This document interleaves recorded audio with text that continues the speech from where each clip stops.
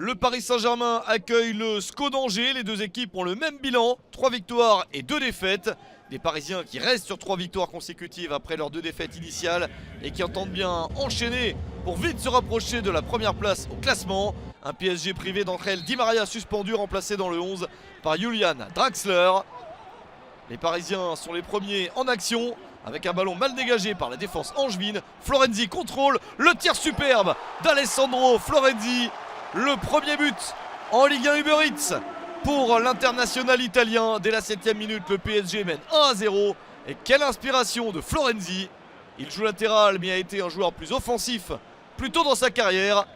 Il s'en souvient sur ce genre de geste et il permet à son équipe de rapidement mener. Les Parisiens continuent à attaquer, sont tranquilles dans le début de match.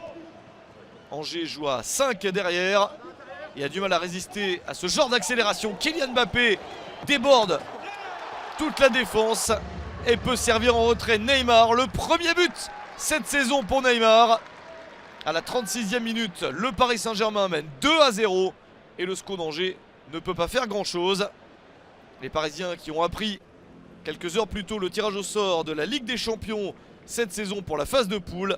Manchester United, le Red Bull Leipzig et Istanbul Başakşehir seront les 3 adversaires du club parisien en Ligue des Champions cette saison.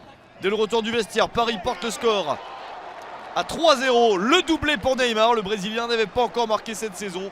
Il débloque son compteur avec 2 buts d'un seul coup. 3-0 pour le PSG qui se dirige vers une victoire tranquille. Mais Angers a le mérite de réagir sur un coup de pied arrêté, joué à 2 avec Pierrick Capel et Fulgini. Capel pour un très joli centre deuxième poteau et Ismaël Traoré surgit pour la réduction de l'écart à 3-1 à la 52e minute. 3e but cette saison déjà pour le défenseur international ivoirien, capitaine du SCO d'Angers. Ça fait du bien au SCO qui se relance et qui espère encore un petit peu dans ce match. D'autant plus que les Angevins ont une bonne balle pour éventuellement revenir à 3-2, mais Kimpembe la sauve. Et dans la foulée, Julian Draxler porte le score à 4-1. La chance pour le SCO est passée. Et Draxler marque son 2e but de la saison juste avant l'heure de jeu. 4 buts à 1. Les Parisiens procèdent à des changements. L'entrée sur le terrain d'Idrissa Gana Gueye. Et le PSG continue à attaquer avec Verratti, Neymar. Le ballon pour l'international sénégalais. Il est entré sur le terrain il y a peu et marque le but du 5-1 à une vingtaine de minutes de la fin. Son premier but de la saison.